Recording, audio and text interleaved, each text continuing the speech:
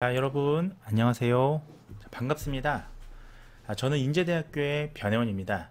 자, 오늘 신기술 분야 온라인 산업체 재직자 단기 강좌, 바이오 의료 분야 세 번째 차시가 되겠습니다.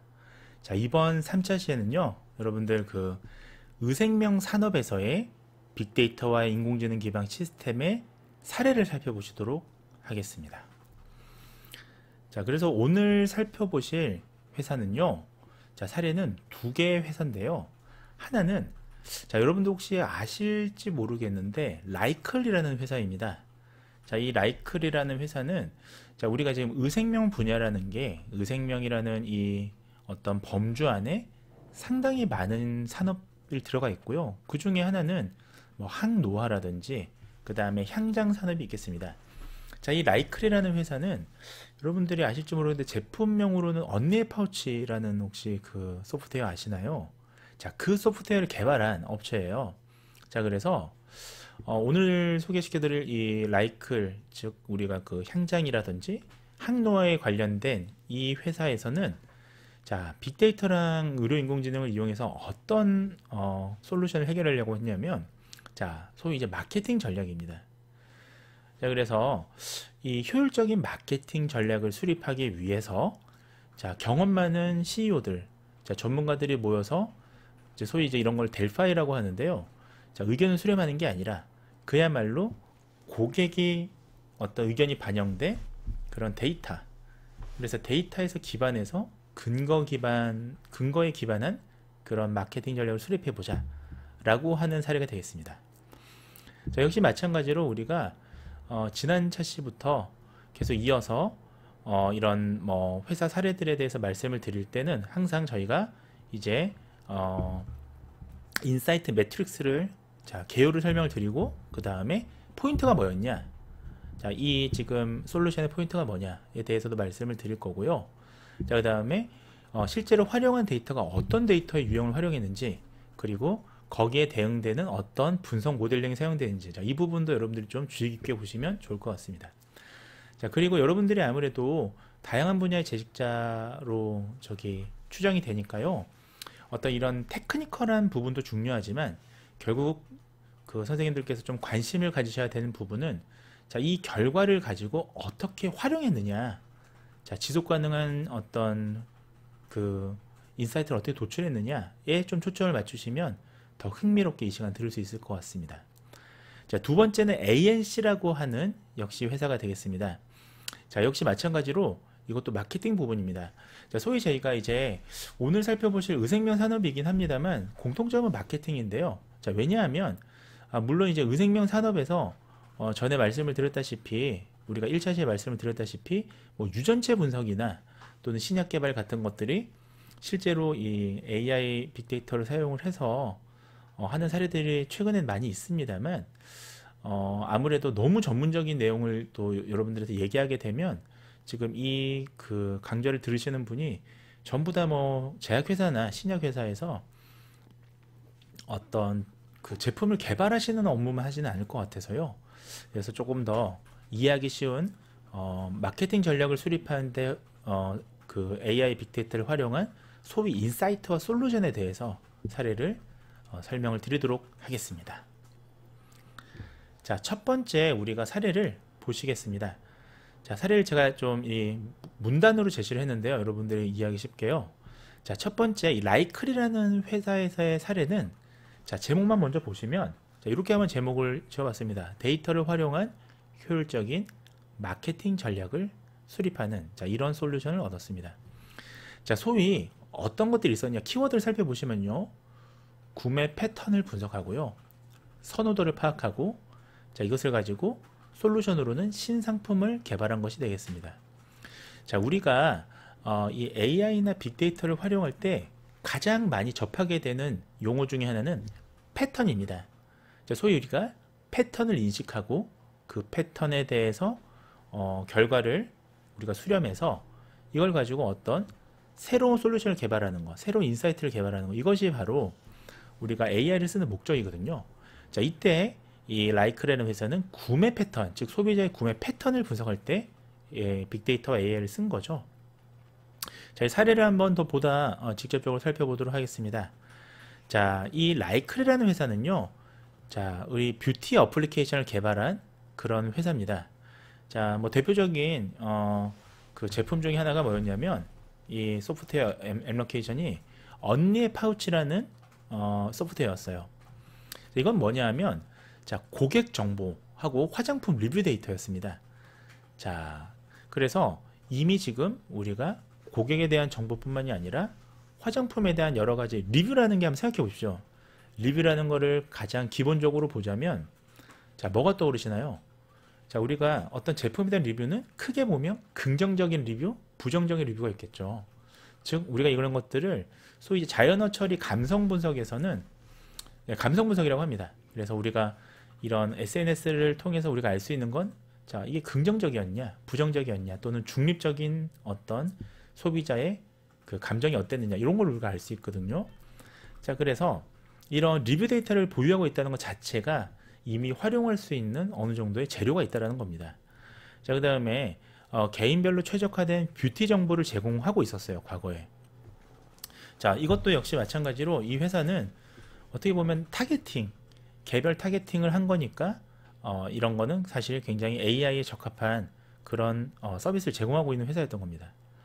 자, 그리고 자, 이 회사가 또 이미 지금 언니 파우치라는 이 소프트웨어를 통해서 지금 개인 맞춤형 전략을 사용하는 AI를 지금 활용하고 있었는데, 자, 그래서 이걸 갖고 또 최적화로 인기 제품을 판매하고요. 판매하는 회사니까. 그다음에 사전 정보를 검색부터 구매까지 이어지는 이런 하나의 또 뷰티 플랫폼도 가지고 있었어요. 자, 그렇다면 그것도 이제 국내 최초로 구축했다고 합니다. 자, 그렇다면 이 회사는 어떻습니까? 자, 화장 이런 어떤 향장 이런 분야에서는 적어도 판매하는 쪽에서는 굉장히 타 회사랑 경쟁력 있게 어떤 선도적인 그 선진적인 시스템을 구축했다라고 볼 수가 있는 거예요. 자, 그럼에도 불구하고요, 이 회사가 고민했던 점이 있었습니다. 뭐였냐면, 자, 데이터가 이제 많이 축적이 됐는데 문제가 뭐냐면, 자, 이거예요. 이걸 주목해 보셔야 됩니다. 자, 데이터를 비효율적으로 사용을 하고 있었다. 자, 이게 지금 이 회사가 해결하고 싶었던 프로블럼이에요. 네.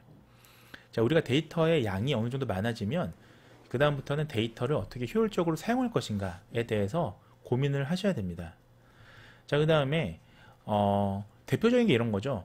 자, 모든 고객한테 동일한 내용의 홍보를 진행하고 있었다라는 거예요. 자, 이거는 마케팅적으로 효과적이지 못합니다. 고객을 세분화해서 고객의 니즈에 맞게 홍보를 하는 것이 마케팅에서 가장 기본적인 거잖아요. 자, 그 다음에 자, 이 라이클이라는 이 회사는 자, 지속적인 성장을 위해서 어떤 판단을 하나 내렸는데요. 뭐냐면 맞춤형 고객 관리나 고객 특성별 차별화된 마케팅을 수행해서 자, 이제 맞춤형을 해줘. 그래서 자, 고객 수요는 계속 변합니다. 고객이 항상 픽스된 게 아니에요. 고정된 게 아니에요. 그래서 고객의 트렌드도 바뀌고요. 니즈도 바뀌잖아요. 그래서 이런 수요를 반영한 신제품도 개발하고요. 자, 그 다음에 우리가 수익 구조도 다변화해서 자, 결국 지속 가능하게 이 회사를 끌고 가고 싶은 거죠. 자, 그래서 결론은 뭐냐? 자, 이것을 빅데이터 분석을 시행하고 고객 데이터를 활용해서 자, 이런 수익 구조도 다변화하고 지속적인 성장을 하고 싶다라는 게 이 회사의 목표였습니다. 자, 그래서 빅데이터 AI를 활용했다라고 보시면 되겠습니다. 자, 그러면 자, 인사이트 매트릭스를 한번 살펴보시도록 하겠습니다. 자, 앞서 제가 분석 개요를 간단히 말씀을 드렸는데요. 자, 보다 한번 정리하자면 자, 지금 이 회사는 뭐가 문제죠? 자, 데이터는 이미 축적이 돼 있어요. 데이터가 부족한 게 아니라 데이터를 비효율적으로 사용하고 있었다라는 게 첫 번째 해결하고 싶은 솔루션이었습니다. 자, 대표적으로 아까 말씀을 드렸는데 왜 비효율적으로 사용했냐? 자, 마케팅을 일괄적으로 사용했다. 모든 고객한테 똑같은 마케팅을 한다.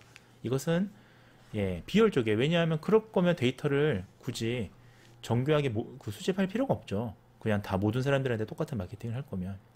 자, 이렇게 해서 고객의 정보를 파악하고요. 자, 니즈를 파악해서 결국은 고객 맞춤형 마케팅을 해서 회사의 지속 가능한 성장을 꾀하겠다. 자, 이게 이 당시 이 회사가 고민했던 백그라운드였습니다. 자, 그러면 자, 이제 중요한 건 어떤 빅데이터를 활용했느냐. 자, 여러분들 이런 걸 보시면 그 재직자분들께서도 본인 회사에 있는 데이터에 맞춰서 이런 사례들을 응용할 수가 있겠죠. 자, 보시면 역시 이제 대표적으로 가장 거시적으로 살펴보셔야 될 건 내부 데이터를 사용했느냐, 외부 데이터를 사용했느냐인데, 자, 지금 이런 마케팅 전략이 있어서는 여러분들 사실 외부 데이터를 사용하는 게 의미가 없잖아요. 왜냐하면 우리 내부적인 문제를 해결하기 위한 거니까. 자, 이때는 내부 데이터를 사용했습니다. 자, 이 내부 데이터를 어떤 걸 사용했느냐. 자, 이 보시면 고객 사용자 정보를 사용했어요. 자, 이 고객 사용자 정보라는 게 좀 모호한데, 자, 이것은 우리가 이 이름만 봤을 때는 정형 데이터와 비정형 데이터를 다 갖고 있을 것이다 라고 추정이 됩니다. 자, 이때 예를 들면 비정형 데이터는 SNS 같은 거에 댓글이 되겠고요. 자, 정형 데이터는 연령이라든지 뭐 성별이라든지 고객 물품을 구매한 패턴, 이런 것들은 정형 데이터일 가능성이 높아요. 자, 두 번째는 내부 데이터 중에서 활동 데이터를 이용했습니다. 자, 이런 것도 역시 활동 데이터는 아마 정형 데이터일 가능성이 높은데요. 또는 시계열 형태의 데이터일 수도 있습니다. 자, 아무튼 이러한 내부 데이터를 이용했고요. 자, 분석 방법은 이와 같습니다. 세 가지로 우리가 함축해서 얘기를 할 수 있겠는데요. 자, 첫 번째 모델링은, 자, 라이클 회사에서 이용했던 첫 번째 모델링은 로지스틱 리그레이션, 로지스틱 회귀 분석이었습니다. 자, 사실 우리가 로지스틱 회귀 분석은 상당히 많은 산업 분야에서 활용되고 있는 기본적인 예측 모델링의 하나라고 보시면 되겠는데요. 자, 지금 라이클의 사례에서는 로지스틱 리그레이션을 통해서, 자, 개인정보를 미기입하거나 미기입한 고객 특성을 파악하고자 했습니다. 그러니까 우리가 이 회사에서 제품을 이용하는데 개인정보를 기입하지 않는 고객들은 도대체 어떤 고객들인가 우리가 궁금하잖아요. 자, 이 특성을 파악하고자 로지스틱 회계 분석을 이용을 했습니다. 자, 두 번째는 빈도 분석입니다. 이제 사실 빈도 분석이라고 하면 가장 이제 특별한 목적의 분석이라기보다는 데이터의 동향이나 특성이나 추세를 볼 때 제일 많이 사용을 하죠. 자, 그래서 빈도 분석을 통해서 주 고객의 연령을 파악하고요. 자, 인기 제품을 파악합니다. 이런 걸 통해서 또 그래프로 그릴 수도 있겠죠. 자, 세 번째는 군집 분석을 이용했습니다. 자, 우리가 이제 앞서 2차 시에서도 여러분들이 제 강의를 들으셨으면, 자, 군집 분석하면, 자, 어떤 것들이 떠오르십니까? 제가 이미 2차 시에 말씀을 드렸었는데, 자, 한 가지만 기억하시면 됩니다. 군집 분석을 하는 이유는, 자, 이 경우에는 고객의 세분화예요. 자, 군집 분석은 결국 그룹핑을 하는 것인데, 자, 생각해 보세요. 자, 경영자 입장에서 제가 제 마음대로 그룹핑을 하게 되면 그 데이터는 아주 객관적이지 못합니다. 그래서 AI가 사람들의 거리를, 자, 제가 지난 차시에 유유상종이라는 표현을 썼는데 비슷한 구매 패턴의 사람들끼리 묶어주는 거예요. 자, 이것은 제가 이 사람이 같은 유형의 사람이다 라고 결정지는 게 아니라, 자, 여러 가지 학습을 통해서 AI가 거리의 기반으로 그룹을 나눠주는 거에 더 가깝습니다. 자, 그때 우리가 지난 차시에도 K-means clustering을 배우셨잖아요. 자, 지금도 마찬가지입니다. 이 고객을 세분화하는데 K-means clustering을 썼어요. 자, 우리 지난 시간에 보셨던 K-means clustering의 핵심은 뭡니까? K라는 게 군집의 개수였거든요. 즉, 적어도, 자, 어떻게 나눠질지 거리는 AI가 계산해 주지만 그 그룹의 개수는 이 연구자, 분석자가 정할 수가 있습니다. 예를 들면, 자, 이 우리 라이클 회사의 제품을 이용한 사람들을 3집단으로 나눌지 4집단으로 고객을 세분화할지는 제가 정할 수가 있는 거예요. 자, 그 군집 분석을 써서 결국 뭐다? 자, 고객을 세분화했죠. 자, 이거는 우리가 지난 차시 병원 경영 사례에서도 유사한 형태의 컨셉이었습니다. 자, 마지막으로, 자, 적용 사례를 보시면 결국 그러면 이 모델링을 만들어서 어떻게 썼냐, 어떻게 활용했냐. 자, 첫 번째는 신제품을 개발하는 데 썼어요. 자, 그래서 만든 게 이 라이클 회사의, 자, 립스크럽이라는 제품이었습니다. 이게 뒤에서 한번 살펴보시도록 할게요. 자, 그 다음에 마케팅에 대해서 차별을 실시했습니다. 자, 지금 이 솔루션에, 자, 백그라운드가 뭐였죠? 가장 중요한 게, 그러니까 이 라이클 회사가 제일 먼저 해결하고 싶어 했던 게 뭐였죠? 바로 일괄적인 마케팅이었잖아요. 자, 그래서 고객 세분화를 한 이유는 자, 모두가 똑같은 마케팅을 할 게 아니라 자, 고객별로 고객의 니즈에 맞게 마케팅을 하겠다라는 거였죠. 그래서 마케팅의 차별화를 실시한 게 이제 결과가 되겠습니다. 자, 예를 들면 이런 거죠. 30대는 이벤트에 관심이 많았었어요. 이 지금 라이클 회사의 고객들을 분석해 봤더니 30대는 이벤트에 관심이 많으니까 이런 사람들은 마케팅할 때 이 30대는 어떻게 하면 좋겠습니까? 자, 뭐 이벤트를 하는 거죠. 예를 들면 뭐 댓글을 남겨주면 그 중에 추첨해서 뭐 신제품을 주겠다. 뭐 이런 것들이죠.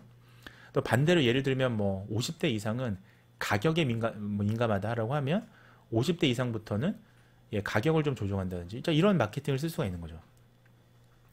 자, 그 다음에 자, 같은 맥락인데 전략적인 고객 관리가 가능하게 됩니다.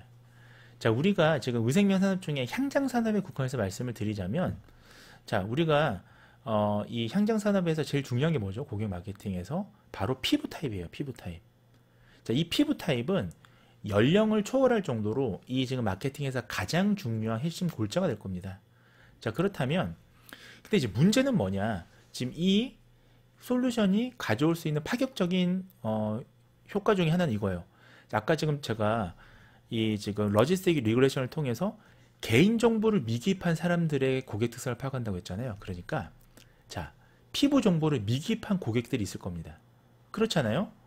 자, 근데 이 사람들에게 어떤 피부 타입일지를 예측하는 거예요. 그래서 이 사람들에게 그 피부 타입에 맞는 제품을 추천하는 겁니다. 상품 화면을 구성하는 겁니다. 레코멘데이션을 하는 겁니다. 자, 그러면 이게 얼마나 중요한 거냐면요. 자, 보세요. 화장품을 판매할 땐 피부 타입이 굉장히 중요하단 말이죠. 근데 고객은 피부 타입을 미기재했습니다. 근데 예측 프로그램을 통해서 이 사람의 피부 타입을 추정해요. 예측해요. 그리고 거기에 맞춰서 상품을 레코멘데이션 한다. 얼마나 파격적입니까? 자, 그러면 어떻게 성공했는지를 좀 더 세부적으로 살펴보겠습니다.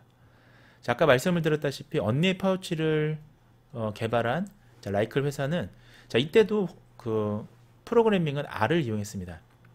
참여 기업은 자, 이 라이클이었고요. 자, 역시 마찬가지로 자, 불경의 이제 빅데이터 솔루션을 많이 또 한 경험이 있는 웨슬리 퀘스트라는 이 회사에서 AI 분석을 시행했습니다. 자, 앞서 제가 말씀을 드렸는데 결국 핵심은 뭐냐? 자, 모든 고객한테 동일한 서비스를 제공하고 있었으니까 마케팅 측면에서요. 결국 데이터를 수집할 필요가 없는 거죠. 이런 경우는. 그래서 전략적으로 마케팅을 하고 싶었고 그 다음에 수익 구조를 더 다양하게 넓히기 위해서 뭐 신제품도 개발하고 대상자에게 맞는 어떤 레코멘데이션 하는 그런 예측 솔루션을 만들고 싶었던 거예요. 자, 그래서 활용 데이터는 자, 우리가 고객의 개개인의 특성을 파악하는 게 굉장히 중요하지 않습니까? 자, 그래서 언니의 파우치라는 이 강력한 소프트웨어를 갖고 있었기 때문에 이때 사용자의 기본 정보랑 활용 데이터를 이용하게 된 겁니다. 자, 그러니까 이미 지금 데이터 플랫폼, 데이터베이스를 갖고 있는 거죠. 데이터 소스를. 그러니까 이 경우에는 분석이 훨씬 더 용이한 거죠. 자, 그래서 자, 이제 먼저 뭘 했냐면 사용자의 연령대에 대해서 분석했습니다. 그래야 신제품의 핵심 타겟을 설정하죠. 우리가 피부 타입에 따라서도 제품을 만드는 건 중요하지만 마케팅은 또 연령대가 중요하지 않습니까? 자, 이 두 가지를 같이 설정을 한 거예요. 자, 그 다음에 사용자들이 어떤 화장품에 높은 관심을 가지고 있는지 이것을 파악한 겁니다. 자, 그래야 신제품 개발에 활용할 수가 있거든요. 자, 여기서 고객을 5개의 그룹으로 분류하기 시작합니다. 자, 예를 들면 이때 사용한 데이터가 그러니까 5개의 그룹으로 그룹핑, 분류를 하려면 자, 월 기준으로 할 거냐? 자, 이때 사용한 게 고객의 생년월일, 리뷰 작성 수, 팔로워 수. 자, 이런 것들 굉장히 중요한 특성이 될 텐데 이 11개의 특성을 선정해서요. 자, 군집 분석을 합니다. 자, K-미스 클러스터링은 이전에 말씀을 드렸기 때문에 간략하게 말씀을 드릴게요. 그래서 자, 몇 개만큼 그룹핑할지 이걸 정합니다. 자, 그 다음에 추가적인 이제 특성이 들어가는데 뭐가 들어갔냐면 연령이나 자, 피부 고민, 피부 타입 굉장히 중요한 지금 변수가 될 텐데 이것은 앞서 말씀드렸다시피 로지스틱 리그레이션을 이용해서 자, 뭘 할 수 있었냐? 핵심은 이걸 도출한 겁니다. 자, 연령대별 주요 피부 고민을 파악하고요. 피부 타입도 추정할 수가 있는 겁니다. 자, 굉장히 중요한 결과를 도출하게 된 것이죠. 자, 그래서 이 분석 결과를 이용해서 자, 사용자 기반의 협업 필터링을 활용했습니다. 자, 우리가 전문적인 용어인 협업 필터링이라는 용어가 나오면 자, 레코멘데이션 해주는 시스템이라고 생각하시면 돼요. 그러니까 우리가 AI 중에서도 자, 우리가 어떤 상품을 권유하거나 해주는 이런 시스템을 우리가 협업 필터링이라고 얘기를 합니다. 그러니까 그런 기술이 들어간 겁니다. 그래서 상품 추천 알고리즘을 개발했다라는 것이 핵심이 되겠습니다. 자, 그래서 피부 타입도 보고 나이도 보고 자, 코사인 유사다라는 게 결국은 거리 기반이라고 보시면 돼요. 그래서 우리가 결국 가까운 리뷰어도 나중에 추천해주고 자, 이런 것들을 하게 됩니다. 자, 예를 들면 사용자 A가 21살이고요. 여성이고요. 피부 타입이 지성이에요. 자, 그리고 이 사람은 피부 고민이 트러블과 모공 블랙 헤드였습니다. 그렇다면 이 사람한테 맞는 제품을 짠 하고 레코멘데이션 해주는 알고리즘이 있다면 자, 그 상품을 마케팅하는 데 있어서 정말 결정적인 신의 한 수가 될 거 아니겠어요. 자, 이것을 구축한 겁니다. 자, 그래서 간단하게 분석 결과를 말씀을 드리자면 자, 전체 가입자 중에 90%가 10대에서 20대예요. 그러니까 20대 미만이 주요 고객층이었던 거죠. 그래서 신제품은 자, 이 지금 회사의 데이터베이스에 20대가 주력이었으니까 10대 후반에서 20대 초반으로 핵심 고객층을 만드는 겁니다. 이건 굉장히 잘했죠. 자, 그 다음에 자, 언급량이 높은 상위 20개의 제품을 추출하게 됩니다. 그 데이터를 가지고 인기 제품을 파악한 거죠. 그래서 틴트가 1위, 립스틱이 6위, 뭐 이런 게 립밥이 19위, 뭐 이런 식으로 했어요. 그래서 하나같이 공통점이 뭐냐? 자, 립 제품이죠, 립. 그죠? 그러니까 지금 언니 파우치에서 가장 많이 팔린 상품은 립 관련된 향장이었다. 자, 이게 지금 나오는 거죠. 전체 총 언급량이 33.8%였다. 자, 3개 중에 하나는 립 관련 제품이었던 거예요. 자, 그 다음에 이 사람들에 대한 설문을 조사해서 자, 이걸 갖고 신제품 개발을 착수하게 됩니다. 자, 연령별 고객 특성도 파악하고요. 결국 그래서 이번에는 5개의 그룹으로 분류를 한 겁니다. 자, 그래서 5개가 어떻게 분류됐냐? 간단히만 설명드릴게요. 갓 화장을 시작한 중고등학생. 자, 그러니까 우리 고객층은 5개로 분류가 된 거예요. 그 AI의 군집 분석을 이용해서. 두 번째는 10대에서 20대 초반의 주활동 멤버. 이 사람들이 지금 주된 고객층 타겟이죠. VIP죠. 세 번째는 그냥 정보만 얻어가는 10대 후반, 20대 초반. 자, 이거는 우리가 잠재적인 고객층이라고 볼 수가 있는 겁니다. 그 다음에 활동이 가장 활발한 20대. 그리고 이벤트에만 관심 있는 30대 이상. 자, 이 모든 고객들을 똑같은 마케팅을 쓴다. 그건 좋은 방법이 아니죠. 자, 그래서 이 5개의 그룹으로 나눠서 차별화된 마케팅을 수립하자는 게 핵심이 되겠습니다. 자, 그 다음에 연령별 고객 특성을 파악하기 위해서 또 한 가지 이제 우리가 그 AI 분석 기법 중에 의사결정 나무라는 게 있습니다. 자, 이걸 써서 이걸 쓰게 되면 우리가 시각화해서 어떤 규칙을 하나 발견할 수가 있어요. 자, 그래서 이와 같은 중고등학생 그룹은 앱 내 활동이 구매에 미친 영향이 컸다. 그러니까 앱 활동이 되게 중요한 거예요, 이 사람들은. 30대 이상은 주 목적 이벤트더라. 자, 이런 하나의 시각적인 그 규칙 패턴을 파악을 했습니다. 자, 그래서 마지막 이제 이런 것들을 통해서 맞춤 정보 알고리즘을 이제 구현. 이게 이제 AI가 되겠죠. 그래서 협업 필터링을 통해서 우리가 이 고객의 피부 타입이나 피부 고민이 가장 유사한 이 그 리뷰를 탐색해주는 그런 알고리즘도 만들고요. 자, 그 다음에 그걸 통해서 제품을 레코멘데이션 해주는 자, 이런 협업 필터링 이것을 구성했다. 근데 사실 협업 필터링은 지금은 이제 딥러닝 기반으로 많이들 만듭니다. 자, 그래서 이제 구매 활성화를 꾀했다. 자, 지금 제가 아까 딥러닝 표현으로 기법으로 만들고 있는데 지금 보시면 피부 타입을 예측하는 소위 이제 신경망 모델을 만들었다. 자, 이 신경망 모델에 이제 그 은닉층 레이어, 은닉 레이어라고 그러는데요. 이것을 여러 개를 두는 이제 딥러닝 심층 신경망을 만들게 되는 거죠. 자, 그랬더니 모델 테스트 결과 정확도가 85%니까 자, 지금 고객 정보가 미기입된 사람들인데 이 사람의 피부 타입을 85% 정확도로 맞춘 거예요. 놀랍지 않습니까? 자, 그러니까 굉장히 효과적인 마케팅에 도움이 되는 딥러닝을 만들었다라고 우리가 볼 수가 있는 것입니다. 자, 그래서 이걸 갖고 아까 신제품을 개발했는데 뭘 개발했느냐? 바로 립 스크럽을 개발했습니다. 왜냐하면 아까 제일 많이 사람들이 관심을 보였던 이 회사의 제품은 립 관련된 립 관련된 제품이었잖아요. 그래서 그걸 만들어서 저렴한 가격도 책정하고, 자, 이런 타겟팅을 한 겁니다. 자, 이렇게 활용을 했다라고 보시면 되겠습니다. 그리고 이제 마케팅을 할 때에는 30대 이상 그룹은 이벤트를 적극 활용했다. 자, 그런 내용들이 나와 있으니까 한번 쭉 보시면 되겠습니다. 결과적으로 매출이 이 솔루션, 이 알고리즘을 쓰니까 전월 대비 100% 이상 증가했다. 자, 이런 놀라운 결과를 보이기도 했습니다. 자, 두 번째 사례는요, 역시 마찬가지로 향장 관련 산업입니다. 그래서 우리가 뭐 의생명 관련된 산업에서 좀 향장만 말씀드려서 조금 편협하기도 하지만 여러분들에게 무엇보다 좀 어떤 제품을 개발하는 데 있어서의 그런 이 알고리즘의 응용 사례보다는 여러분들이 좀 이해하기 쉽도록 이런 패턴을 분석하는 이런 식의 사례를 좀 제시했다라는 점 좀 이해해 주시면 되겠습니다. 자, ANC도 역시 마찬가지로 화장품하고 생활용품을 제조하고 유통하는 회사예요. 제조까지 해요, 이제 이 회사는. 그래서 자, 기존에 보면 이 화장품 향장 시장이 보시면 생산 유통 구조를 개선해서 자, 브랜드샵이라는 시장 카테고리를 이 ANC에서 만들게 됩니다. 자, 근데 이제 문제가 뭐냐면요, 국내 화장품 시장이 대형 기업이 너무 많은 거예요. 이미 선점하고 있는 아모레 펄스픽이라든지 LG 생활건강, 이 두 개 회사만 이미 시장의 절반을 점유하고 있는 이미 과점 구조, 이미 공룡 기업들이 있었던 겁니다.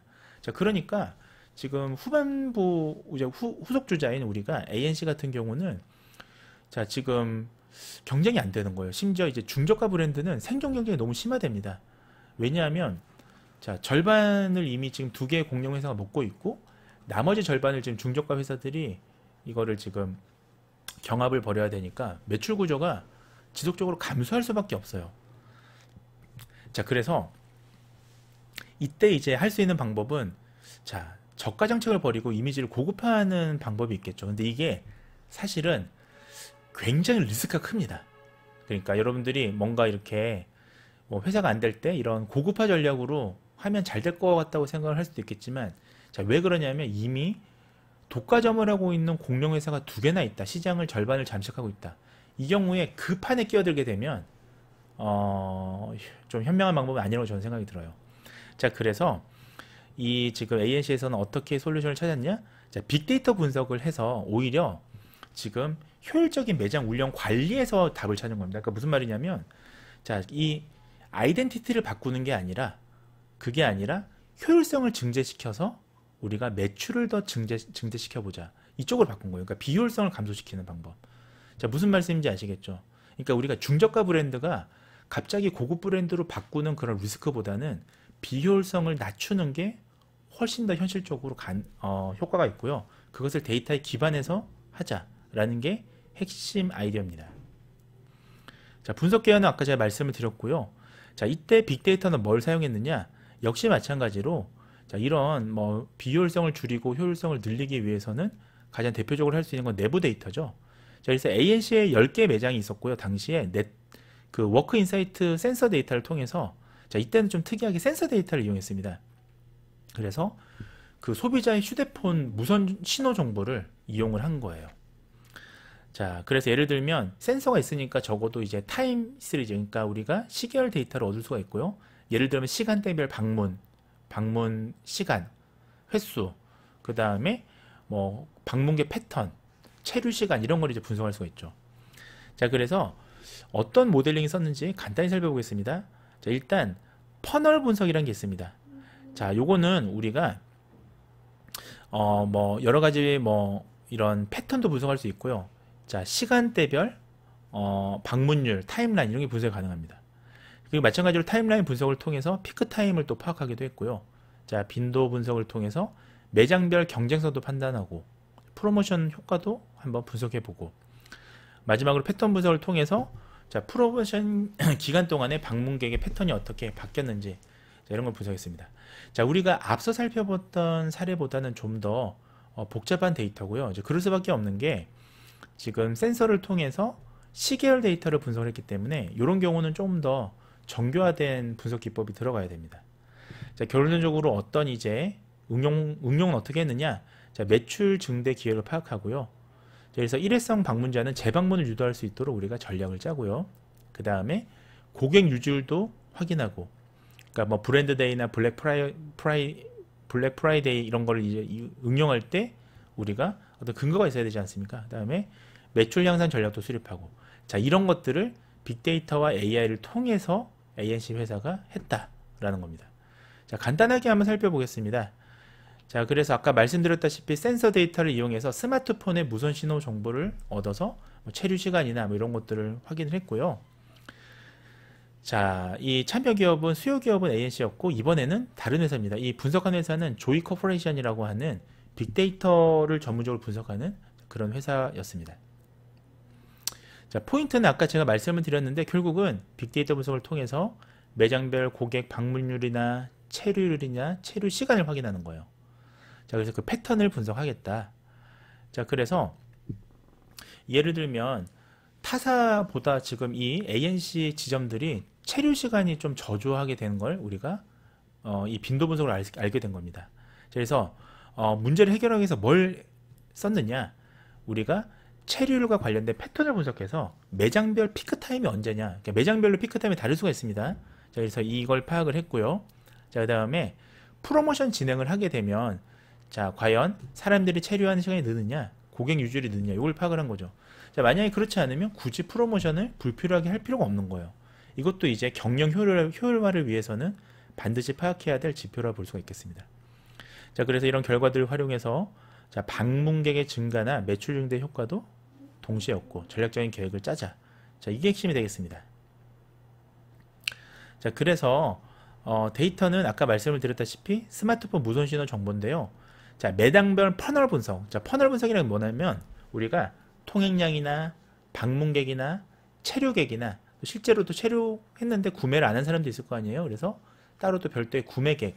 자, 이것을 분석한 것입니다. 자, 그래서 결국은 고객이 유입되고 유입된 고객이 구매까지 이어져야 되잖아요. 그래서 이것의 변화 흐름을 파악한, 소위 한마디로 줄이면 뭐겠습니까? 바로 행동 패턴을 분석하는 것입니다. 자, 그래서 구매까지의 행동 패턴을 분석했다라고 보시면 되겠습니다. 자, 타임라인도 분석했고요. 자, 결과적으로 결과를 말씀을 드리겠습니다. 자, 일단 매장별로 경쟁성, 그러니까 얼만큼 이게 경쟁력이 있느냐를 진단했습니다. 자, ANC의 전체 매장 중에서 서울의 주요 상권. 자, 지금 이제 코로나 때문에 또 이게 좀 약간 바뀌었는데 또 코로나가 거의 끝나가면서 또 이제 명동이 또 되살아나고 있죠. 자, 그래서 서울의 주요 상권이 명동이나 대학로, 이게 가장 핫플레이스가 될 텐데요. 자, 물론 이건 또 나이대 뭐 성별에 따라 다를 수 있습니다. 자, ANC의 경우에는 타 매장보다 명동이나 대학로의 매장이 방문율이 높았습니다. 업계 평균 대비 1.3%나 높았어요. 자, 근데 한 가지 재밌는 건 체류율을 살펴봤더니 자, 홍제점, 종로점, 자, 이런 것들이 그 다음에 체류 시간의 경우에는 홍제점을 제외하고 모두 다 마이너스 수치를 기록을 했다라는 거예요.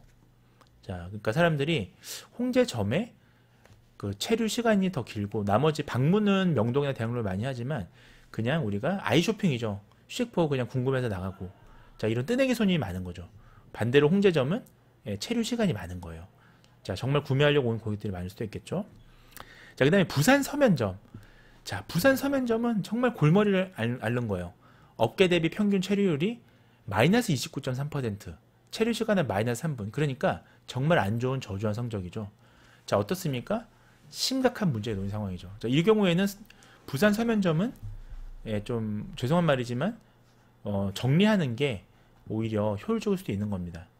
자, 경영적인 측면에서는요. 그래서 분석 결과를 통해서 타사 로즈 샵과의 경쟁력을 갖추기 위해서 적어도 이런 어떤 리스크가 높은 이 지점을 폐쇄할 건지 아니면 또 다른 경영 전략, 마케팅 전략을 세울지 그걸 이제 고민을 하게 되는 겁니다. 자, 그래서 피크 타임도 파악하고요. 자, 예를 들면 자, 이 피크 타임을 파악을 해서 분석 결과, 주요 분석 결과인데요. 주말의 경우에 피크 타임 체류율을 10%만 높이잖아요. 그러면 3시간 기준으로 매장 체류 고객이 20명이 증가한다라는 요 시계열 관련된 데이터를 분석했습니다. 자, 그래서 피크 타임에 매장 인력을 집중하게 되면 매장 운영을 효율적으로 향상시킬 수가 있잖아요. 그래서 이 피크 타임을 파악하고 이때 체류 고객을 늘리는 게 아주 중요한 전략이 될 수가 있다는 거죠.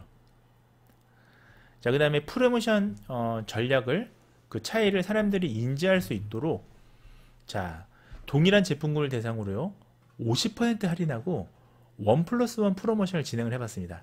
자, 이것도 재밌는 거예요. 생각해 보세요. 사실 조삼모사 같은 거죠. 자, 어떤 제품을 50%를 할인해 준다 하고요, 어떤 제품을 하나를 사면 하나를 더 준다. 자, 이 경우에 회사는 근데 사실은 어떤 게 더 유리할까요? 회사는 1+1이 더 이득이에요. 왜냐하면 두 개의 제품을 팔 수가 있잖아요. 자, 고객 입장에서는 같은 내용일 수도 있겠지만, 자, 그래서 이거를 이제 결과적으로 살펴봤더니 50% 할인이 유동인구가 저조한 그런 시점이었음에도 불구하고 36%의 사람들이 더 많은 구매를 보인 겁니다. 이게 무슨 말이냐면, 핵심적으로 자, 이런 같은 조삼모사의 전략을 쓸 때는 1+1을 할 게 아니라 50% 할인이라고 광고를 하는 게 고객을 유입하는 데 있어서 더 효과적이라는 거죠. 자, 그리고 뭐 재방문객 뭐 이런 것들도 이제 다 분석을 하게 됩니다. 자, 그래서 방문객 패턴을 이렇게 분석을 해봤어요. 그래서 블랙 프라이어 데이, 브랜드 데이 이런 것들을 통해서 1회 이상 방문한 사람들을 대상으로 우리가 이런 시각화를 한번 그려보게 됩니다.